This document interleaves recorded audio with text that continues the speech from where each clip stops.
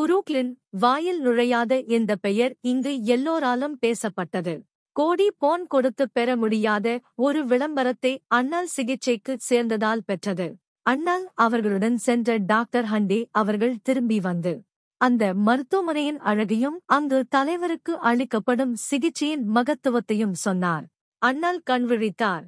பார்க்கிறார், யார் யார் என்பதை புரிந்து கொள்கிறார், சிரிக்கிறார் என்றெல்லாம் சொன்ன பிறகு மக்கள் கவலை கொஞ்சம் தெளிந்தது. செம்மலுக்கு சிறிதிரகம் தேவை, அது சொந்தக்காரருடையதுதான் பொருந்தும். இயற்கையின் படைப்பு அப்படி. சோதனையில் அண்ணலின் அண்ணன் மகள் லீலாவதியின் சிறுநீரகம் பொருத்தமாக இருந்தது. தன்னை தோள் மேல் தூக்கி வளர்த்த சிற்றப்பனுக்கு நன்றிக்கடன் செலுத்த தன் தம்பி ராஜேந்திரனுடன் புறப்பட்டார். அவருக்கு பிள்ளை இல்லாத குறை தீர்த்த அந்த செல்ல மகளை அனுப்பும்போது பெரியவர் மனம் தவித்திருக்கும் காரணம் பெயரில் பெரியவர் சுபாவத்தில் குழந்தை ஊசி போட்டாலும் பயப்படுவார். ஒரு பெரும் அறுவை சிகிச்சையை மேற்கொள்ள மகளை அனுப்புகிறார். பெரியவர் மனைவியின் தாய் உள்ளமும் பொறுத்து துணிந்து மகளை அனுப்பினார்கள். அதனை கடமை என்று மகிழ்ந்தார்கள்.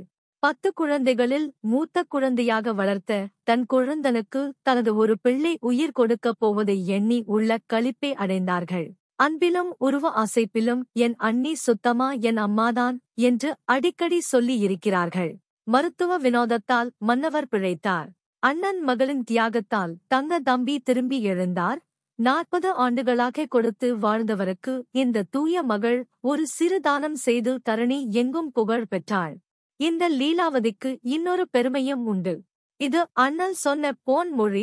என் அம்மா மாதிரி அண்ணனோட பெரிய மகள், அப்பா மாதிரி ராமு, என்னை மாதிரி சுகுமார். இந்த லீலா பொண்ணு இருக்காளே, அவ இறந்த தன் அக்கா மாதிரி. அதோட படம் இருக்கு, பார்த்தா அப்படியே இருக்கா என்றார்கள். மகளாகவும் சகோதரியாகவும் இருக்கும் பெருமை அப்பொன் மகளுக்குத்தான். எம்.ஜி.ஆர். பிக்சர்ஸ் ரவீந்தர் அவர்கள் எழுதிய வேதநாயகன் எம்.ஜி.ஆர். நூலிலிருந்து ஒரு பகுதி.